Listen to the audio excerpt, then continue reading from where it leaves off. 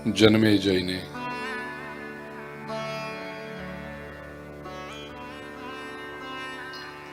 महर्षि वेद व्यास जी से प्रश्न पूछा। भगवन् भवता प्रोक्तम यज्ञमंबाभिदम महत्। आपने अंबा यज्ञ के बारे में बताया। सा का कथम समुत्पन्ना कुत्र कस्माच्च किं गुणा। ये अंबा कौन है, कैसे, कहां, किस लिए उत्पन्न हुई है और क्या कौन से गुण हैं उनमें, ये मुझे बताइए। सृष्टि सर्जन के बारे में, सृष्टि की, ब्रह्मांड की उत्पत्ति के बारे में भी प्रश्न पूछा। व्यास जी कहते हैं कि यही प्रश्न मैंने देवर्षि नारद से पूछे थे। और देवर्षि नारद जी से मैंने प्रश्न पूछे कि ये संसार, ये ब्रह्मांड का कर्ता कौन है, ये ब्रह्मांड की उत्पत्ति किससे हुई है। अभी तक तो ऐसा देखा गया है कि जिसको भगवान के जिस स्वरूप में श्रद्धा है वो इसी स्वरूप का नाम लेते हैं। शिव जी के जो उपासक है कि भगवान शंकर को मूल कारण मान करके उन्हीं को ब्रह्मांड के रचयिता बताते हैं। ब्रह्मा जी में जिनकी श्रद्धा है वो ब्रह्मा जी को सृष्टि का कर्ता समझते हैं। विष्णु में जिनकी श्रद्धा है वो विष्णु भगवान को मानते हैं। सौर उपासक सूर्य को ब्रह्मांड के कर्ता मानते हैं। गणपत्य जो है गणपति भगवान को ब्रह्मांड के कर्ता मानते हैं। यज्ञ में जिनकी निष्ठा है वे लोग इंद्र को सृष्टि का कर्ता मानते हैं। भवानी को भी मानने। सच में है कौन, किसने किया। नारद जी कहते हैं, व्यास जी ये शंका मेरे मन में भी उत्पन्न हुई थी और मैं तो मेरे मानस पिता ब्रह्मा जी के पास पहुंचा और उनसे जब ये प्रश्न मैंने किया तो ब्रह्मा जी ने कहा कि प्राचीन काल में पूरा जल का प्रलय था, केवल जल ही जल था चारों तरफ। मात्र पंचमहाभूत जब निर्माण हुए तो मैंने पाया कि मैं किसी कमल के ऊपर हूं।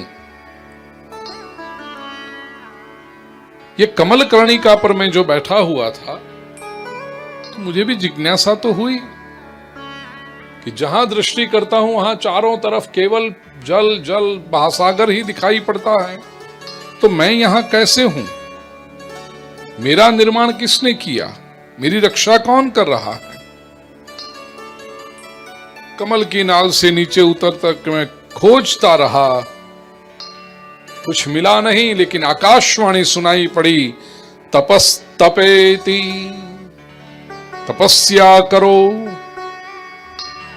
तो पुनः मैं ये कमल आसन पर आ गया। दीर्घ समय तक मैंने तपस्या की।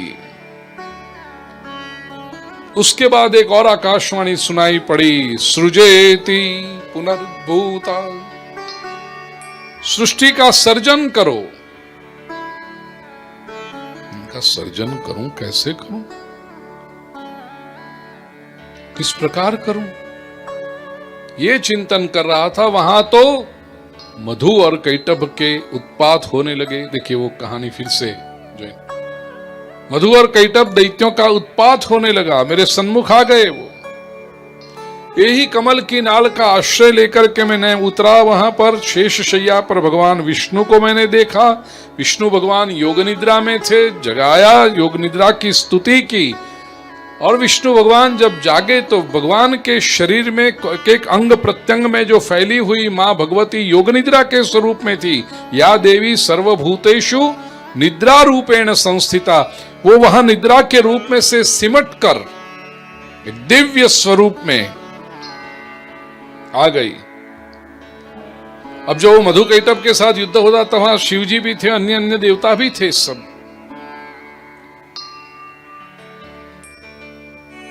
विष्णु भगवान उठे, मधु कैटभ से युद्ध करने लगे। ब्रह्मा जी कहते हैं मैं वहां पर था, शिव जी भी वो देख रहे थे सब कुछ। उस समय जैसे ही भगवान विष्णु ने इन दोनों दैत्यों को मार डाला, गगन मंडल में हमने एक मनोहर देवी को दर्शन किए।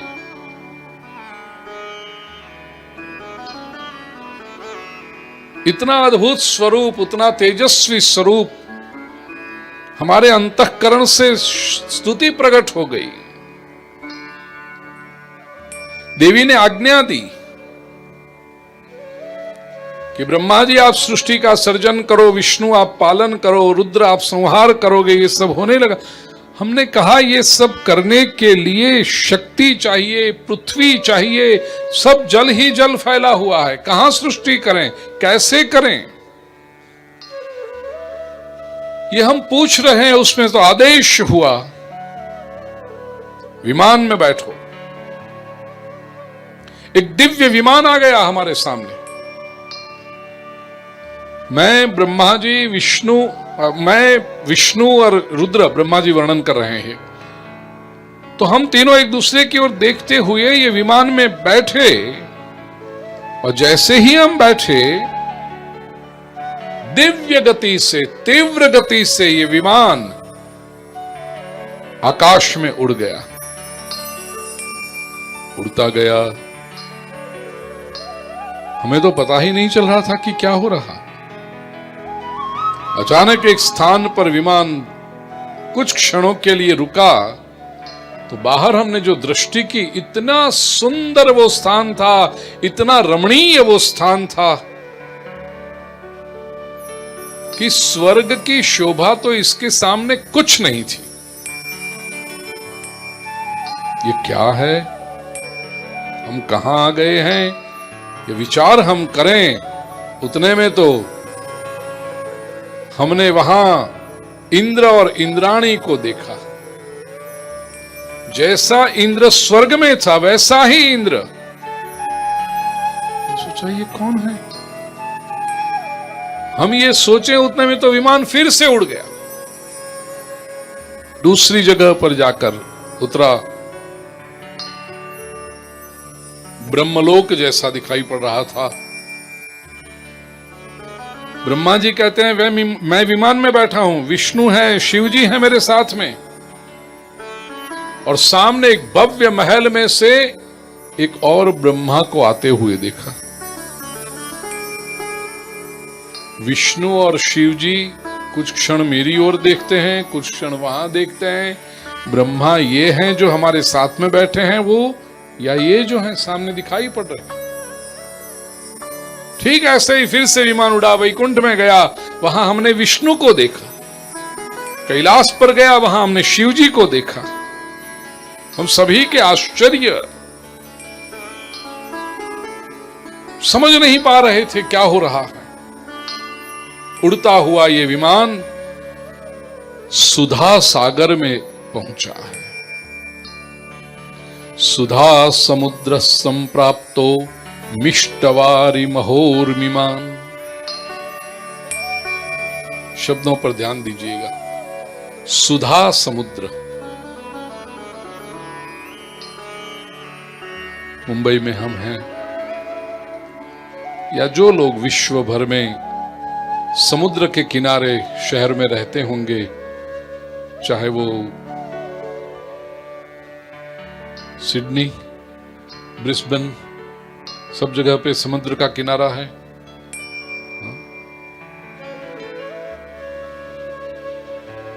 सिंगापुर, हांगकांग, सब जगह पे, जापान, पूरे वहां पूर्व से निकले, आते हैं चले सब जगह पे। भारत में तो कई सारे, चेन्नई और पूरे जो उस तरफ भी चलते जाएं, दुबई, मिडिल ईस्ट में, मस्कत। तो जहां जहां भी समुद्र का किनारा लगता है और जहां विश्व भर के लोग जो कथा श्रवण कर रहे हैं, हम लोगों ने प्रिय स्वजनों जो समुद्र देखा है वो क्षार समुद्र है। क्षार खारा नमकीन समुद्र है। एक दूसरे समुद्र की कथा हमने सुनी है पुराणों में। भगवान विष्णु शेषशय्या पर जो शयन करते हैं वो क्षीर समुद्र है। क्षीर अर्थात दूध का समुद्र है वो। क्षार समुद्र हमने देखा है। क्षीर समुद्र, क्षीर सागर में भगवान विष्णु शयन करते हैं। और यहां लिखा है सुधा सागर। सुधा का एक अर्थ है अमृत, अमृत का समुद्र है। मिष्टवारी, वहां का जो जल भी है वो मीठा है, स्वादिष्ट है। उस समुद्र में विमान में हम जा रहे हैं, एक द्वीप जैसा दिखा, लाइक एन आइलैंड, टिकरी जैसा था। और उस द्वीप में, जिसको इसमें देवी भागवत पुराण में कहा है मणिद्वीप, तस्मिन् द्वीपे शिवाकार पर्यंक सुमनोहर।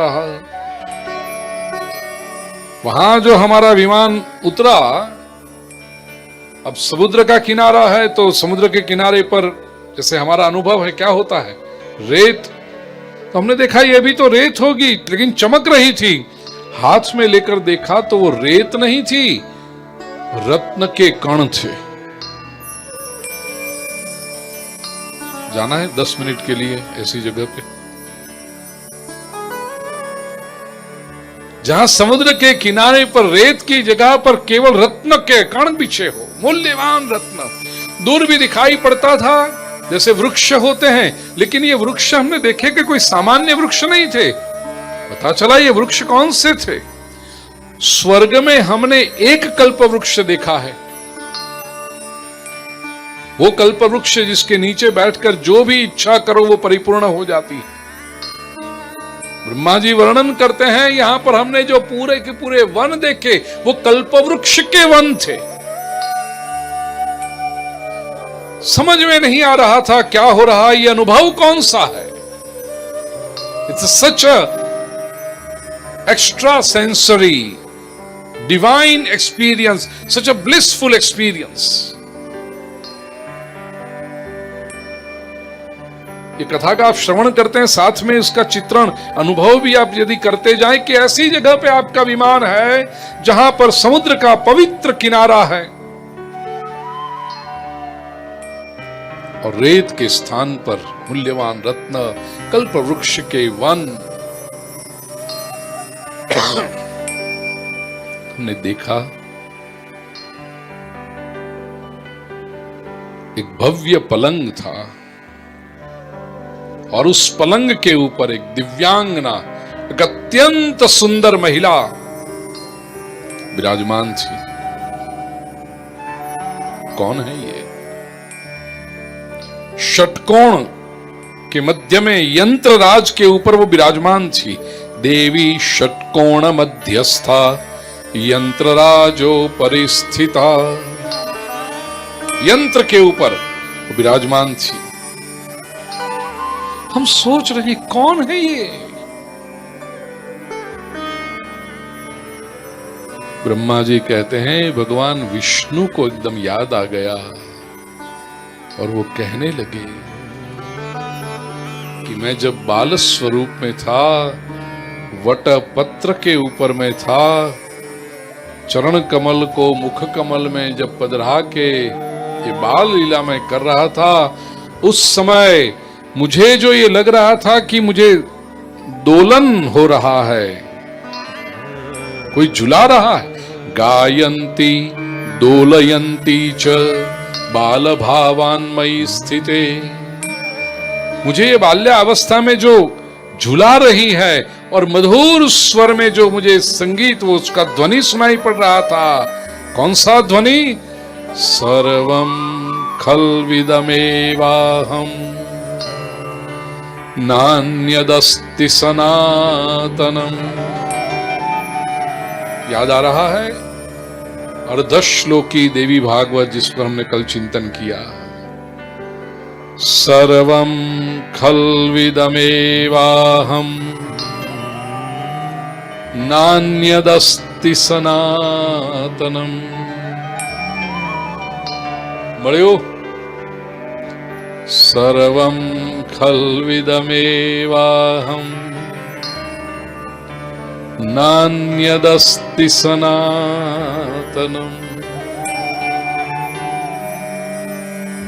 ये अर्धश्लोकी देवी भागवत भगवान विष्णु कहते हैं जो मैंने बाल्यावस्था में और उस समय मुझे जो दर्शन हुए थे, यही मां। और यहां पर नाम दिया है, हाँ ये देखिए, सर्वं खल्विदमेवाहं नान्यदस्ति सनातनम।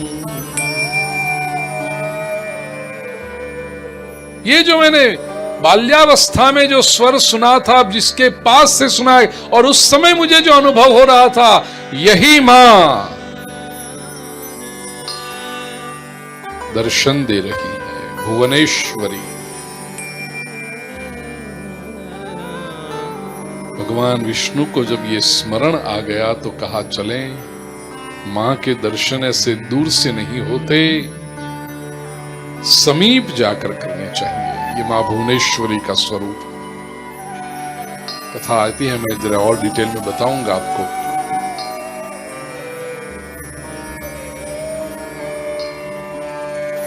समीप गए, लेकिन समीप गए तो हाँ, एक और बात हमने देखी है मणिद्वीप पर, वहां कोई भी पुरुष नहीं था, सब नारी स्वरूपा थी, दिव्यांगनाएं सभी। और जब हम ये मां भगवती के पास जाने की चेष्टा करने लगे, क्योंकि हमें लगा कि ये तो बहुत बड़ा सौभाग्य है, हम यहां आए हैं मां के पास, स्तुति करें समीप जाकर। जैसे ही हम समीप जाने लगे, हम क्या अनुभव करते हैं? जैसे ही मां के द्वार पर पहुंचे, हम भी नारी स्वरूप हो गए। ब्रह्मा, विष्णु और महेश तीनों तां स्त्रीन स्त्री रूप धारिणः स्मितम कृत्वा चकाराशु। मां भगवती ने मंद मंद स्मित करते हुए ये तीनों को नारी रूप में परिणत कर दिया। मां भगवती की कृपा दृष्टि हम पर आई। एक और दृश्य हम देखते हैं, ब्रह्मा जी वर्णन करते हैं नारद जी से, और वही वर्णन महर्षि वेद व्यास कर रहे हैं जन्मेजय से। ब्रह्मा जी कहते हैं हमने क्या दर्शन किया? प्रणाम जब करने गए तो हमारी दृष्टि मां भगवती के चरण कमल के नख पर पड़ी, और उस समय मां भगवती के नख में जो दिव्य कांति, दिव्य तेज दिखाई पड़ा, उसमें हमने कितने ब्रह्मांडों का दर्शन किया। वैकुंठ, ब्रह्मलोक, कैलाश धाम, ये सारे मां भगवती के चरण के अंगूठे के नख में स्थित थे। उसी में मैंने देखा, ब्रह्मा जी कहते हैं मैं कमल कोश में बैठा हुआ दिखाई पड़ता था, मां के चरण कमल के अंगूठे के नख में। ये मां भगवती की महिमा कितनी!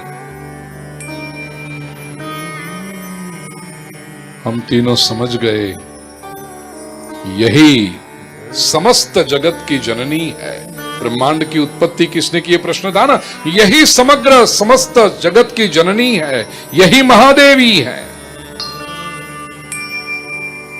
भगवान विष्णु को पहले स्मरण में आ गया था अपने बाल्यावस्था का ही, तो स्तुति भी भगवान विष्णु ने पहले की। मां भुवनेश्वरी की स्तुति